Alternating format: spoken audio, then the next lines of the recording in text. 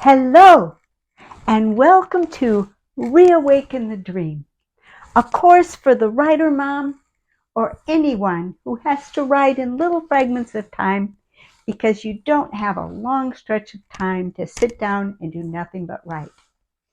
We are in lesson 29 out of 35. We're on our 25th character trait out of 28. And we are working on a very practical tool to help you reconnect emotionally with your story so that you don't have to spend all of your available time to write connecting up with where you were. This is the character profile tool that will give you the power of living characters. So let's begin, as we always do, with a brief review of last week's lesson. Last week, we talked about the character trait of modesty. Yes, modesty does include attire and dressing in a way that conforms to the norms of society. Very much is a part of modesty. But the point of modesty is a little bit different. It has to do with attention and whether or not we are trying to improperly call attention to ourselves. If our character is suffering from low self-esteem, then he might do things to try to get attention to build up self-esteem. But as we saw last week, that's quite a trap. If you seek too much attention, that leads to chaos in your life. And if you shun attention, which is another way of saying, I only want to give myself attention, then that leads to the side of rigidity. And you have those two sides because modesty is a balance trait. Well, this week we're back to empathy traits again. We'll have this lesson and two more will be empathy traits. And our trait for this week is transcendence. Transcendence is a general term that can be used to be meditativeness or prayerfulness. It's reaching beyond the physical world. Let's start right away with the scenarios. Margaret liked to engage in a practice she called waking the dawn. She lived with her husband in a tiny home on wheels, and they had an upstairs loft bedroom, and an interesting part of their bedroom was a hatch in the roof where she could just stand up on her bed, open the hatch, and get out onto a rooftop deck. There she liked to do meditation, practice her gratefulness, exercise, call to mind one by one all of the people who were important to her in her life, and she liked to be there to watch the sun pop up over the horizon. Transcendence. Carl, on the other hand, thought she was a bit nutty. Frankly, he thought the dawn would wake up just fine without her. But he put up with it, except the day she decided she was going to keep up her practice in the driving rain.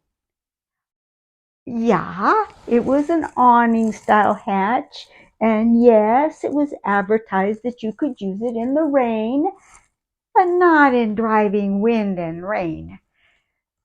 Carl did not much like damp bedclothes because the exit to the hatch was right over their bed. He would prefer to go downstairs and start his morning with a cup of coffee. Transcendence. Hailey liked to use an exercise that she called free writing.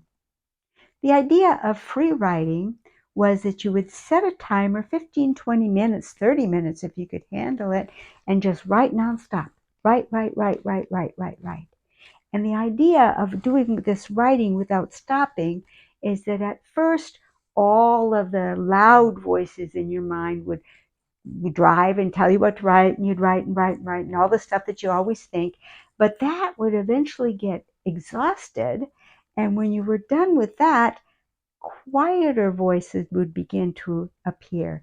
And if you just kept right on writing, sometimes the messages that you would get from your quieter voices would be very insightful.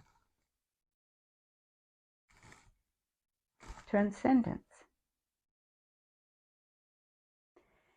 Trevor wanted the position so badly that he was going a little berserk because it was down to him and Brian, and he just did not stand the possibility that Brian might get it and not him. He thought about how could he sabotage Brian. Anything he could do would be a bit too obvious, and he was sure he'd get caught. He just couldn't bring himself to do that. He had to find a subtler way, a way that no one could figure it out. So he got on the internet and decided to look up black magic and see if he could find a spell that he could cast on Brian. Brian, on the other hand, wanted the position very much too. He kept it as a part of his prayer intentions, but he had a different approach to it, because when he prayed, he asked that the Lord's will be done, that God's will would be done, and he promised to be equally accepting of the result, whether he got it or Trevor. Transcendence.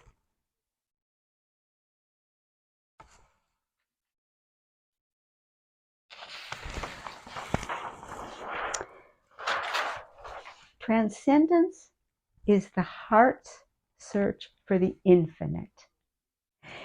It's a desire to have a relationship that crosses the mortal divide. Our animal model for transcendence is the animal howling against death. That's the moon, in case it wasn't obvious. And the struggle is the struggle to have openness to the possibility of transcendence. It's the struggle to take the time to spend in meditation or prayer or quiet reflection. And it's the willingness to open yourself up to belief that such a thing is possible. In one of my scenarios, I mentioned Hailey.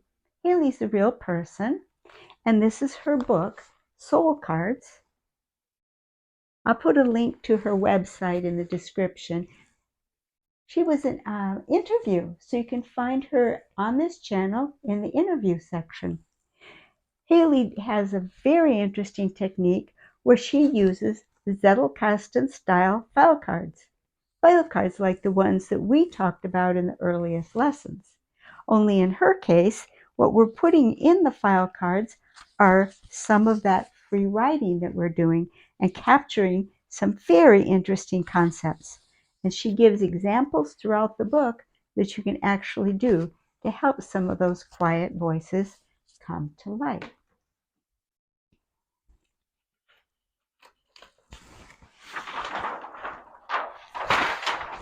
The lost state of transcendence is kind of twofold, but they're really kind of two extremes.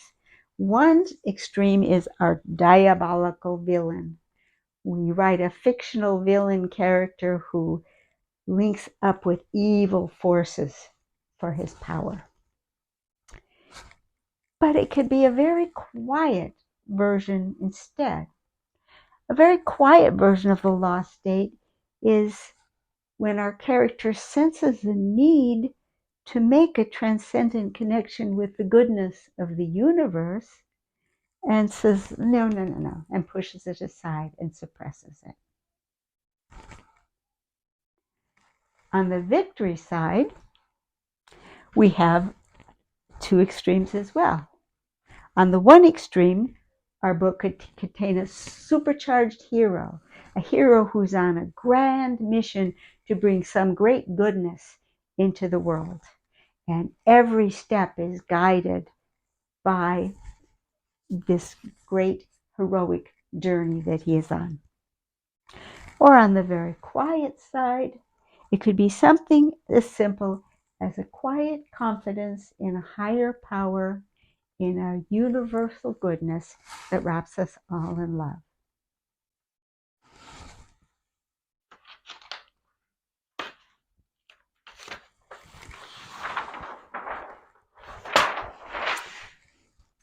Transcendence is an empathy trait, and therefore it has only one modifier, scale. Scale is what's at stake. But what is at stake with transcendence? What's at stake is a sense of isolation in the vast universe. It's a sense of feelings of insignificance. Modern psychologists, some, not all, propose that we have no real self, that this concept of ourselves is just an artifact of our brains. That one writer even said that we reinvent ourselves every morning with an illusion of continuity. And if you couple that with the concept that, you're just bones and blood, and when you're gone, you're gone, you can start seeing that, wait a minute, even in the space of a few generations, that leaves us feeling very, very, very unimportant. And other psychological studies have shown that people who have that sense of transcendence profit from it and have a much more stable, a much more peaceful, a much happier life. So even if you just look at it from a pragmatic point of view, it's very valuable.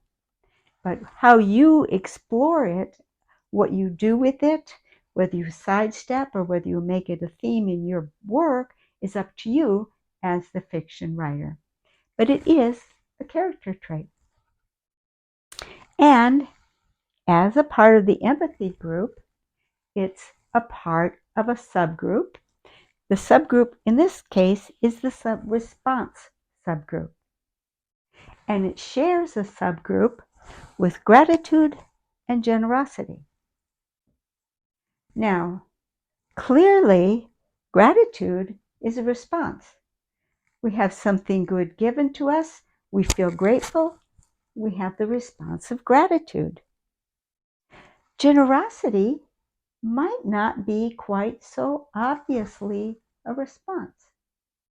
So if you want to get to generosity being a response, one of the ways to think about it would be to say, oh, who is the recipient of generosity? You might be tempted to say, well, whoever you give the aid to. But not really. That's kindness. That's a character trait in its own right.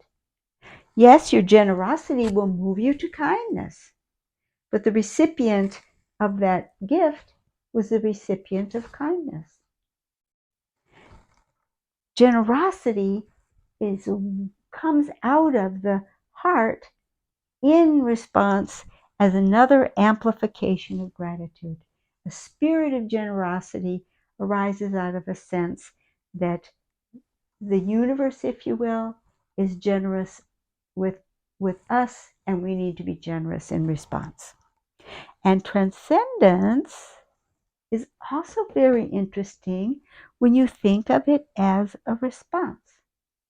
Because when we were talking about struggle, we talked about the heart seeking the infinite. And it was like a call coming out of the heart and going out into the universe. Universe, do you hear me? But transcendence is a part of the response group.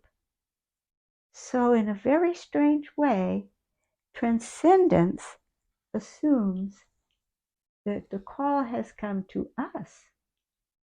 and we are responding. Well, that's all that there is for transcendence today. And it's our 25th character trait. Coming up, we have 2 more empathy traits. They will form their own little subgroup, and they will be the next 2 weeks. That will close off the empathy group. And our final trait is another balance trait. And that will take us through lesson 32. Lesson 31. Lesson 32, 33, no, 32. I'm getting confused. Lesson 30, the last 3 lessons, 33, 34, 35, will bring up 3 elements that aren't really character traits, but they're very, very important to a story. You can't struggle to get them. You can't put them on a character profile diagram, but you can hardly have a story without them. So that will be a little bit of fun. And the other thing that we're going to do to close out those last 3 weeks is we're going to do a generalized taxonomy of the character traits, where we take it intellectually, top down, from the groups to the subgroups to the traits, and review the whole thing and lay the whole thing out. If we had wanted from the very beginning to make it an intellectual exercise, we'd have started there. And we would have gone group by group by group and analyzed it and talked about it. But we are trying to build the power of living characters. And so we always start with the scenario, start with the emotions, because we're trying to get at the sense of the triad of emotions for each of our character traits. That's why we've kind of picked them one at a time so that we could take a whole week just on the character trait, because that mimics the way our less verbal side of our brain, I guess it's the side, organizes things. It organizes by emotion and not by taxonomies or any other classification system. So we'll step back and review that at the very end. It has to wait till the very end because we have to complete our character traits before we can review the set of them. So that's all for today, and I will see you next week. Also, I have a little thing to share with you. I'm writing a book, and it's going to be a summary of all 35 lessons in a kind of a way you can look things up from the lessons. And I hope in a few weeks to have a sample copy to show you. And I'm going to make the book, it's a printed book, because if you're going to look things up, it's really better than, you've got the PDF, so you already know that the digital world has its limits. So this is a physical book that you can hold in your hands. And because of that, I can't make it absolutely free. If I were rich, I'd make it absolutely free. But I'm going to make it as close to free as I can possibly make it, which means just charge for the cost to print it and the cost to ship it. And that's it. And I'll be announcing that in the coming weeks.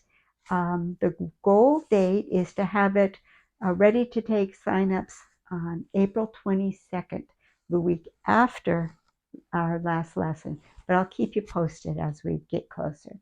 So thank you. See you next week. Bye-bye.